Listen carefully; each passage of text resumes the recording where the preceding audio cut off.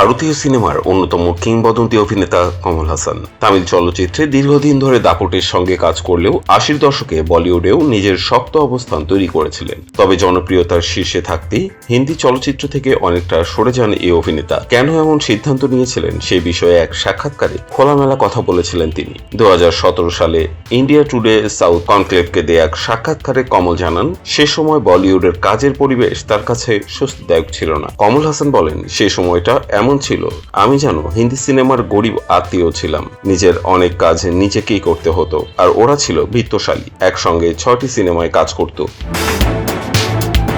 বিষয়টি আমার কাছে খুব হতাশাজনক মনে হয়েছিল। এটাও বলিউড থেকে সরে যাওয়ার একটি কারণ। তবে শুধু কাজের পরিবেশ নয়, বলিউডে কথিত আন্ডারওয়ার্ল্ডের প্রভাব এবং কালো টাকার ব্যবহারও তাকে অস্বস্তিতে ফেলেছিল বলে জানান তিনি।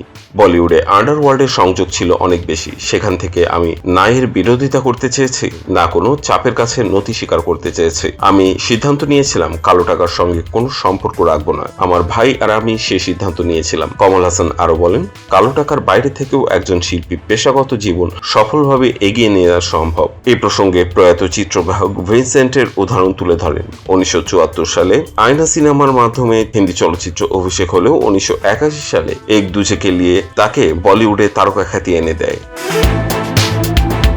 কে বালাচন্দন পরিচালিত ছবিটিতে তার বিপরীতে অভিনয় করেছিলেন রথী অগ্নিহোত্রী।